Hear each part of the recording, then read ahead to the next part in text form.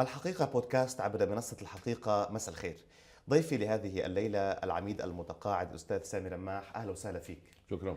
شرفتنا أستاذ سامي. شكرا على الاستضافه، الله يبارك فيك. خليليك عميد، نحن اليوم بدنا نبلش من ما حدث يعني في ليل أمس وقبل الأمس من هذه المحاولات التي كان يشنها بعض ما بعرف إذا بدنا نسميهم تابعين للحزب أو المناصرين على طريق المطار بالتعدي على اليونيفيل، على الجيش اللبناني ربما.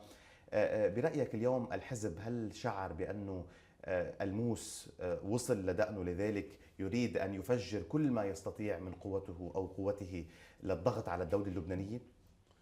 انا تقديري انه حزب الله او حركه امل او الناس اللي وقعوا على اتفاق وقف اطلاق النار، اعتقد انه بيعرفوا شو مضمون هذا الاتفاق وبيعرفوا شو تداعياته عليهم وشو لازم يعملوا للاستجابه لهذا الاتفاق.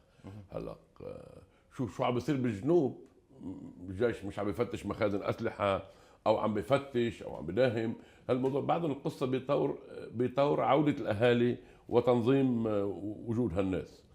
انما الحقيقه لما بدنا نوصل لبيت القصيد، في اكشن بده يعمله الجيش. هو انه وين ما يشوف مسلح بده يوقفه، وين ما يشوف مخزن بده يداهمه، وين ما يشوف مظاهر مغايرة أو مخالفة لاتفاق وقف إطلاق النار اللي هو 1701، واللي هن قالوا مش بلس وأربعة بلس كمان وحبة مسك لأنه الاتفاق 1701 اللي حصل ب 2006 أول شيء لم يكن فيه هذا الكم من الخسائر في صفوف المقاومة أو حزب الله.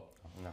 ولم يكن فيه هذه الاشتراطات والتقييدات على عمل المقاومة في الداخل أو في الجنوب، أو ممكن أنه تم التهاون بهذا الموضوع بحيث أنه ترجع المقاومة تبني نفسها. وأنا مش زعلان أن المقاومة تبني نفسها. لا يوجد بلد بلا جيش وبلا مقاومة.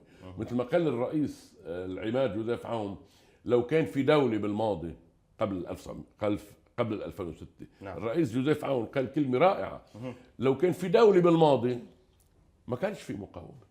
طيب يا أخي، هلق في دولة ومفروض الاستجابة لبنود واشتراطات وتقييدات وقف اطلاق النار. حزب الله، انا ما بدي اقول انه الموس وصل لدقنه، بس بدي اقول وصل لنقطه الحقيقه انه في شيء بده ينعمل. مثلا اذا بتسمع انه بعض السياسيين بيقولوا انه انتم بس لكم حق تروحوا بالجنوب بس. يعني بفهم انا انه بالشمال من هون لليطاني بده يمشي الجيش مطقطق راسه هيك، بس ما كان الرئيس وبيوصل بعد الليطاني بيعلي راسه. ما يكون الرئيس نواف سلام واضح من خلال مقابلته مع الاعلاميين لما قال انه انا بمشي بالدستور باتفاق الطائف من نهر العريض، النهر الكبير الجنوبي نحو الناقوره. 100% هو الذي يمثل اليوم يعني خطه الحكومه الاولى لاجل دحر كل يعني السلاح غير الشرعي او التسلح غير الشرعي. فانت شو بتقول عن هالموضوع؟ يعني اليوم نواف سلام رايح قدما صوب تطبيق وقف اطلاق النار بكل مندرجاته على كامل الاراضي اللبناني، لذلك اليوم هناك من يشي لوفيق صفا بان يفتعل هذه الحركات على طريق المطار. حتما هون الناس اللي نزلوا ما نزلوا من تلقاء نفسهم. هودي مش نزلوا، لا اجوا من الفلبين ولا اجوا من جزر القمر. بعض عم بيقول هودي قوات، ممكن يكونوا اشتراكيين كمان وكتائب. يعني هذا الكلام اللي عم بيقولوه يشي او يدل انه في ازمه. نعم، في ازمه. طب امبارح حزب الله، مع كل الاحترام والتقدير لعناصر حزب الله وللمقاومه وللشهداء وللبيئه، هذا الامر انا اول مره بحكي بهالموضوع. اول مره حدا بيسالني شو رايك باللي عم يحصل. نعم. مع كل الاحترام للبيئه وللمقاومه وللشهداء، في شيء غلط عم يصير المفروض يتداركوه. في ازمه قرار اكيد في ازمه قرار وفي ازمه الافق. شو بدنا نعمل، شو بدنا يعملوا. هلا هذا الامر كل ما عم يغلي وعم يكتر كل ما اقترب موعد تشييع السيد حسن نصر الله والسيد هاشم صفي الدين. لازم يعرفوا الناس انه لما بيكون في التزامات دوليه وفي تهديد انه اذا ما تنفذت هاي الالتزامات في بند سابع، وفي تهديد اكثر من هيك انه اسرائيل حتى تبين انه هي لها اليد الطولة.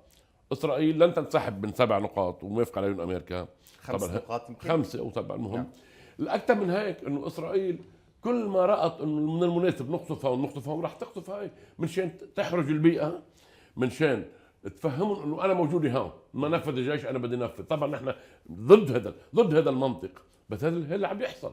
هذا اللي عم يحصل. يعني حزب الله او المقاومه او القيمين على هالموضوع بدهم يكونوا في شويه تصالح مع النفس. في ضربه عسكريه كبيره حصلت مع كل الاسف، الشهداء اللي راحوا يقاربوا ال 14,000 شهيد، البنيه التحتيه اللي تدمرت بالضاحيه وبالجنوب البقاع في ناس مش عارفه شو صار بالبقاع. صحيح. خربت الدنيا بالبقاع. هذا الامر ما بدنا نرجع له، لانه اسرائيل هلا اسرائيل فيها تفتعل شغله وتقول انه انا بتدز احد العملاء اضربه قذيفه هاون من داخل الاراضي اللبنانيه المحرره بنسميها، توقع على احد الاماكن باسرائيل، عم يرجع. يعني فيها تعمل اي شيء وترجع تضرب، منشان تضل تفهم انا لي اليد العليا والطولى. نعم. وبدي ضلي موجود، وكل ما شفنا شيء بدنا نعمله. طبعا هذا مش من ضمن الاتفاق. اسرائيل لا تزال لا تطبق الاتفاق. اسرائيل مش عم بتطبق الاتفاق، بس مين بده يرجعها؟ مين بده يرجع اسرائيل؟ المجتمع الدولي وامريكا بظهرها. نعم. وعم يسهلوا الامور. حزب الله في عنده ازمه يا في القرار وفي التمويل وفي البيئه. البيئه تعورت، مش هيك يعني. البيئه ما تعورت انه تتفتش طياره جاي من ايران. البيئه ما تعورت انه الجيش ينزل على شوارع الضاحيه هلا يعتقل ناس اعتدوا على اليونيفيل. دخلك شو الهدف من الاعتداء على اليونيفيل ومحاوله اغتيال الزلمه نائب رئيس اليونيفيل؟ هل انتقل حزب الله يعني بهذا السؤال من معركته باسناد غزه الى اسناد اسرائيل؟ لانه اليوم يعني هذا ما فعله حزب الله اليوم بوجه اليونيفيل اللي هو يمثل قوه دوليه. نعم. يعطي ذريعه لاسرائيل بان يعني بعده موجود وبسلاح كذا تقوي الموقف امام المجتمع الدولي بانه هذا الحزب هو متطرف وعم يعتدي على قوى دوليه وعلى جيش. يعني انتقل من اسناد غزه الى اسناد نتنياهو. انا لا يمكن انه نقول انه حزب الله عم يساند اسرائيل، بس بصراحه في ذريعه لاسرائيل انه تفضلوا هون، وينكم يا جيش؟ يعني كمان في احراج للدوله. وين الجيش اللبناني؟ نزل الجيش اللبناني وعمل واجباته ويعطيه العافيه، بس انه الجيش عم بيكون رياكشن، انه صار فعل، نزل الجيش عمل ردة فعل، اعتقل او ما اعتقل او فصل الناس عن بعضهم، بس في اكشن حصل. اعتدوا على قوات اليونيفيل واعتدوا على قوى الامن واعتدوا على المواطنين. انا ما بدي اقول حزب الله، انا لن اذهب الى القول انه حزب الله عم يساعد اسرائيل، بس في ذرائع عم بتصير حتقول العدو شفتوا بعدهم مسلحين وبعدهم بيقطعوا الطرقات، وبعدين هاي الناس اللي نزلوا انه هيك بكل براءه، انه هيك والله خطر لي على بالي انا والدكتور هادي مراد بدنا نقطع الطريق. لا. هل هي قصه طياره؟ هل هي قصه رمانه؟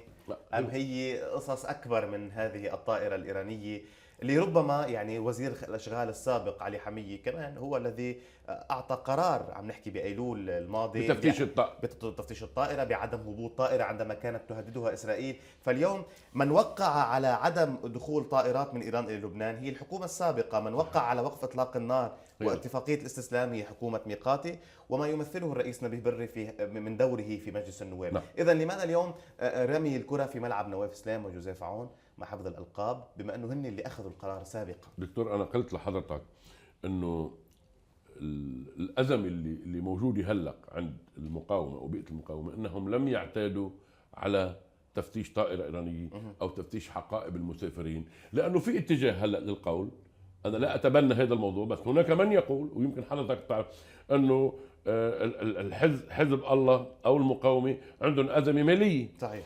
واذا بده يجي 20,000 انسان من ايران من هلا لوقت تشريع السيد او لغيره تحت حجه ومعهم حق بده يشرعوا السيد، يمكن انا شارك يمكن انت تشارك، الموضوع بدهم يشاركوا بتشريع السيد حسن نصر الله. اذا كل واحد حمل $10,000 مثل ما هو القانون بيعملوا $200 مليون 200 مليون دولار يفكوا بعض الازمه. هلا كمان اذا الجيش فتش او الامن المطار فتش ياخذ كل واحد 10,000 ما في مشكله، له حق 10,000. هلا المشكله انه ليش؟ انه كتار وكميه. هذا الموضوع يعود الى يعني انه النيه انه نجيب مصاري، وفي ناس عم بيقولوا انه هاي المصاري عم تدخل بغير طريقه الدخول الطبيعيه للاموال. نعم. انه عبر البنوك، وبالتالي عمليه تمويل مقنعه. نعم. طيب الرئيس بري كان موقفه صارم البارحه ايضا او من ليلتين لما قال انه او موقف حركه امل. نعم. بانه دعا الجيش للضرب بيد من حديد.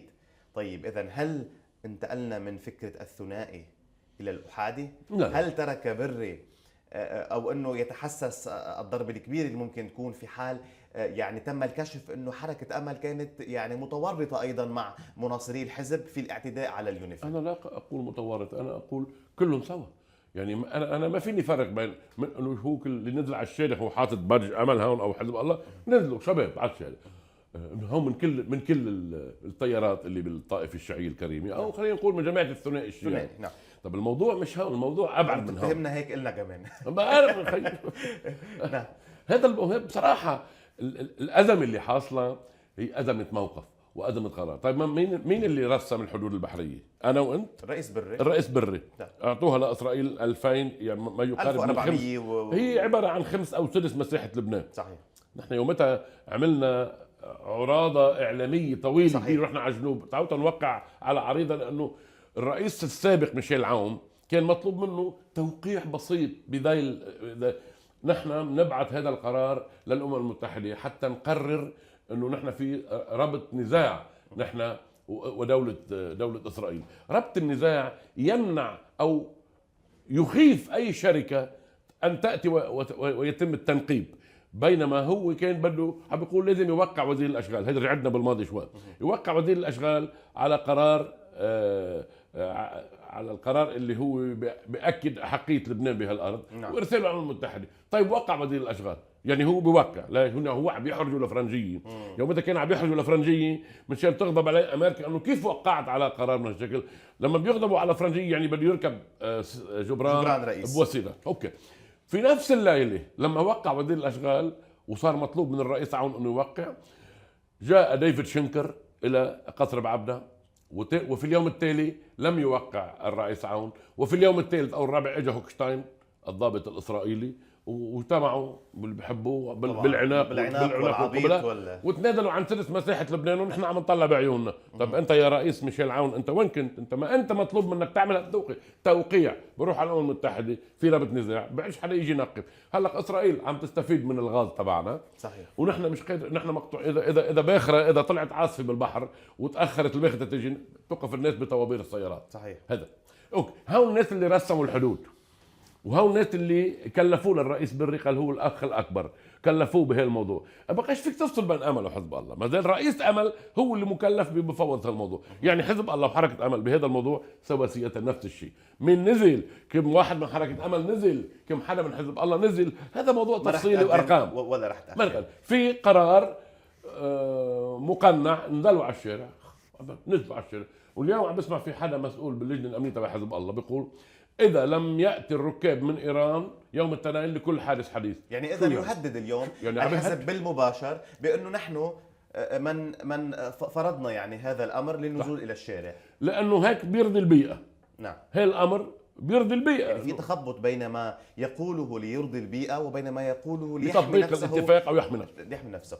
طيب بالانتقال لموضوع آخر، اليوم نحن كمان شهدنا بالأسبوع الماضي عودة الرئيس سعد الحريري، حضور جماهيري كان بساحة الشهداء 100,000. يقال انه 100,000، يقال 100,000، وكانت مشهدية يعني جميلة بالمعنى الوطني، بمعنى الأعلام التي رفعت يعني. نعم. هذا الذي يعني يحدث الفرق بين لما تنزل أحزاب يمكن من غير طوائف أو من غير أطياف، وبين الأعلام اللبنانية التي رفعت في ساحة الشهداء تعبيرا عن الحب والوفاء ل20 سنة على ذكرى اغتيال الرئيس شهيد رفيق الحريري. نعم. كيف قرأت خطاب الرئيس سعد الحريري؟ هل أتى بشيء مخالف أو مختلف عن السابق ب3 سنين الماضية عندما أعلن اعتكافه العمل السياسي؟ طبعا الرئيس سعد الحريري وقت اللي غادر البلد حتما صار في، وبعد اختطافه من قبل المملكة العربية السعودية واحتجازه، وتدخل يومتها الرئيس ميشيل عون، وتدخل الرئيس ماكرون، وتدخلت الدولة كلها من شان إطلاق إفراج عنه. الزلمة إجا وقال أنا بدي أعتزل العمل السياسي، لأنه مطلوب منه يعتزل العمل السياسي. الطائفة السنية الكريمة كل الاحترام والتقدير وصلت لمرحلة ضياع، فيش قائد. كل النواب الموجودين محترمين جدا، أحسن مني ويمكن يكونوا أحسن منك. نعم. بس إنه ما عندهم ما قدروا يكونوا هو أي واحد منهم قائد للطائفة السنية. الجمهور السني بدي أسميه جمهور المستقبل أو جمهور السنة وجدوا بالرئيس الحريري ابن الشهيد رفيق الحريري مناسبة انه بمناسبة استشهاد الرئيس حي من ذكرى 20 وبمناسبة انه ما في قائد للسنة بالوقت الوضع الحالي، قائد اللي هن بيعتبروه قائد، يمكن مخزومي قائد، اشرف ريفي قائد، وبالتغيير بيعتبروه ما عنديش مشكلة انا شخصيا، بس انه واضح من ال100,000 اللي نزلوا امبارح يرحبوا بالرئيس سعد الحريري هناك شد عصب. هناك شد عصب مثل ما في شد عصب عند الطائفة الشيعية الكريمة بمناسبة العودة إلى الجنوب وبمناسبة النزلة على طريق المطار، في شد عصب عند الطائفة السنية الكريمة إنه يكون في إلها قائد. ومن أسر قال لك إنه الرئيس المقبل للحكومة هو الحريري، إنه يعني أنت برأيك بالانتخابات القادمة طبعا لما 100,000 بيقدروا يرحبوا فيه معناته هو بيحبوا وبالنهايه بدهم يكلفوه استنادا للزخم الشعبي الموجود عنده. هل يمارس اليوم سعد الحريري بين قوسين الضغط على المجتمع العربي بقوله لهم انه ليكوا انا قديش عالم بتحبني ولكن الجموع الغفيره التي اجت صوب، يعني هودي 100,000 مواطن تقريبا بيعملوا 10 نواب، عم نحكي اذا بالقانون الانتخابي يعني بالحواصل. طب واهليتهم بالبيت و100,000 مواطن، مش كل السنه نزلوا. نعم. مش كل، بس هذا لا يعني انه كل السنه ضده، في جزء من السنه ضد الحريري، في جزء من الشيعة ضد الثنائي، في جزء من الدروز يمكن ضد جملة، في جزء من الموارنة 3 4 5 أحزاب ضد بعضه. كل بيئة من البيئات الطائفية في عندها خيارات لحد ما كثير قليلة، بس بالنسبة للسنة ولو لم يعلن انه انا الرئيس المقبل وانا المتكلم باسم السنة، في حدث صار انه في 100,000 مخلوق ما نزلوش الا من وقت استشهاد الرئيس الحريري. صحيح. يعني هذا للقول انه انا الموجود هون. هلا تزعل السعوديه بترضى الامارات، هذا موضوع ما انا ما فيني ادخل فيه، بس لا شك انه في 100,000 نزلوا، كنت بتمنى ينزلوا هودي يطالبوا بحقوقهم. يعني الله يرحم الرئيس الحريري قد ما بيستاهل، والله يوفق الرئيس الحريري والحمد لله على سلامته، بس في عنده الناس هود الناس اللي 100,000 نزلوا حتما في عنده الناس ضاعوا مصرياتهم، حتما في عنده الناس ضاعوا حقوقهم وتبهدلوا الى اخره، بيسوى كمان ينزلوا يطالبوا بحقوقهم. كانوا في ينزلوا بالثوره يعني مع طيب اليوم يعني وضع الرئيس سعد الحريري خارطة الطريق ربما لتيار المستقبل، يعني حتى بعد السؤال يطرح هل علق التعليق ام انه بعده التعليق وكل شيء بوقته حلو، لانه كان في يعني رسائل شوي غامضه بموضوع قراره السياسي. هل برايك اليوم الكلام واضح؟ انا معكم وسأبقى معكم في كل الاستحقاقات. نعم. هاي الاستحقاقات شو هي؟ النيابيه، الحكوميه، البلديه، كل شيء. يعني اجى الزلمه على الساحه، هلا زعلانين منه، سمحوا له يجي ما سمحولوش، اجى الزلمه على الساحه وفي حواليه جمهوره وجماعته، ولا شك عندهم قوه، يعني عندهم قوه تشجيريه او قوه ناخبه، ما حدا بينكر هذا الموضوع. نعم. هذا يدل انه الزلمه وكمان هول الناس اللي انتم كمان بيشجعوه على العودة وعلى البقاء، لأنه شو عم تحكي ب100,000 يعني، ومين قال إنه كل السنة نزل 100,000 يعني شيء مهم هذا، ينزل 100,000 للبلدية بيغيرون للبلدية، للنيابية، نعم. للحكومة، للقول والإعلان إنه أنا هون. نعم. هلا طبعا هو قال، أنا بصير بفكر فيها إنه هو مع كل هالحشد الجماهيري ونواف إسلام ما عندوش لا حزب ولا جمعية ولا 14 شخص يقفوا حده، بس في اللبنانيين التواقين الى النظام والقانون والحريه، التواقين الى شخص يجي من خارج منظومه المحاصصه المذهبيه والطائفيه الكريهه الفاسده، انه يجي شخص مثل نواف اسلام قاضي دولي رفيع المستوى يجي يتولى مع الرئيس جوزيف عون، يكونوا الثنائي الرائع. هذا الثنائي لن يتكرر، يعني الثنائي الوطني بوجه الثنائي المذهبي، يعني خليني اقول هيك. وين المشكله؟ اليوم انت شاركت وكنت اول من دعا الى تحرك امام منزل الرئيس نواف اسلام. نعم. من في الاسابيع الماضيه. نعم. كيف وجدت الرئيس اسلام في لقائك معه؟ هل حسيت بانه هناك اختلاف شاسع عن رؤساء الحكومات السابقين مع كامل احترامنا لهم، او حسيت انه نفس الشيء المنطق هو ذاته؟ نعم. كيف كان رايك؟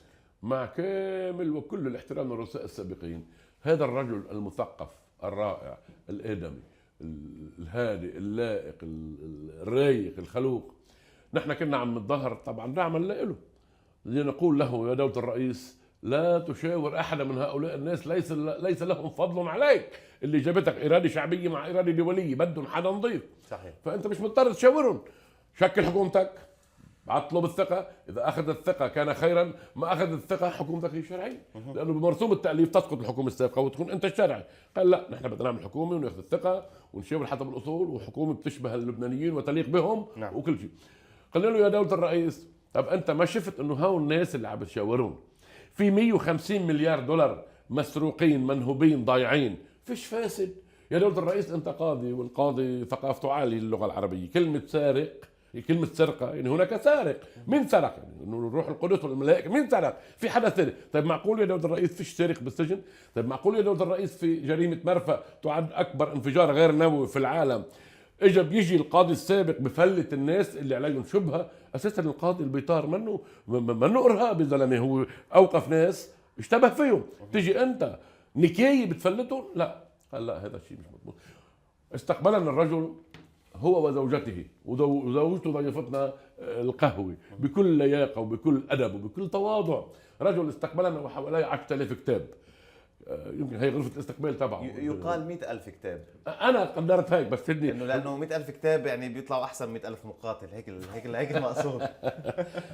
يعني اساسا مش دائما المجتمعات تبنى على القتل والضرب والذبح وكذا. انا صرت عم بحكي انا وشخص هلا عم بعمل حوار. هو انت عسكري او عميد سابق يعني، فهيدا كلمه منك مهمه. قلت له انا مش عم بفهم شو راحوا يعملوا العرب بالاندلس، مئات الاف القتلى، والاتراك راحوا على وصلوا على النمسا. طب اوكي، وبعدين انسحبوا اجوا مئات ملايين الشباب انقتلت، بس انه نعمل فتوحات وجابوا سبايا من الاندلس ومن الامازيغ ومن هون ومن هون. انه شو مش الحياه مش كلها قتل وضرب، فيها ثقافه وفيها حضاره وفيها علم وفيها اكيد.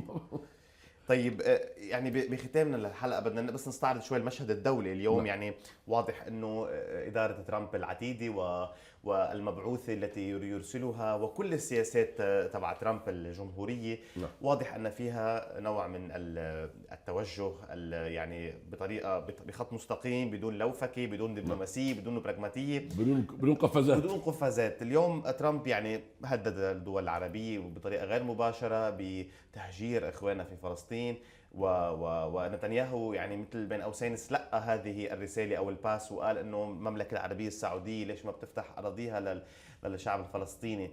هل ترامب يريد ان يحول الشرق الاوسط الى مسرح للتهجير لكي تبقى اسرائيل هي نقطه الوسط والنقطه المفصليه في الشرق الاوسط والوصل بين الغرب والشرق؟ انا تقديري الشخصي ان الخطه التي قام او اطلقها الرئيس الامريكي دونالد ترامب لن تجد طريقها الى الحياه، لانه اذا مصر ما بدها تستقبل والاردن بده يستقبل، شو بيعملوا؟ بيرجع يعني بيذبحوا 2 مليون بيستحمل. انما انا كنت بتامل انه هي الدول اللي انطرح التهجير اليها، او الدول الكبرى العربيه هي السعوديه ومصر، انه يكون ردهم اعنف من هيك. مثلا المملكه العربيه السعوديه بالماضي لما الملك فيصل الله يرحمه قد ما بيستاهل، لما امريكا دخلت مولت اسرائيل بالحرب، قطع البترول قطع البترول عن امريكا، وقد تكون هذه سبب مقتله. طب هلا وين المملكه؟ هلا المملكه كمان بعزه، قلنا ما بنقبل ابدا وبنقطع كل العلاقات. واضح كان وزاره الخارجيه السعوديه بين واضح من ولي العهد بانه يعني هددوا نتنياهو كمان وقال له نحن لن نقبل بهذا القرار، انت ما خصك بهذا بالشان الداخلي السعودي ولا الشان العربي. ولا يزال ولي العهد مصر على حل الدولتين وعلى اتفاقيه بيروت، قمه بيروت 2002. يعني ليس هناك تراجع ابدا. ممتاز. ما سمعت التصريح، بس انه الامير محمد بن سلمان هو اثبت حضوره على المستوى الدولي، انه رجل قرارات صعبه، سواء حرب اليمن اللي سموها عبثيه، واللي هي عبثيه لانه وقفوا هلا ما عاد شيء وغير محلات. يفترض السعوديه انه تعطي موقف كمان اقوى، ما بنقبل ابدا ويرجعوا للملك فيصل. شو عمل الملك فيصل؟ يقطعوا البترول عنهم كلهم سوا. هلا شو بيصير؟ هذا موضوع ثاني. أنا بدي أتشكر كثير عميدنا على هذا اللقاء الجميل سهل. وإذا بتحب توجه أي كلمة يعني بهذا الاستحقاق للجمهور المشاهدين.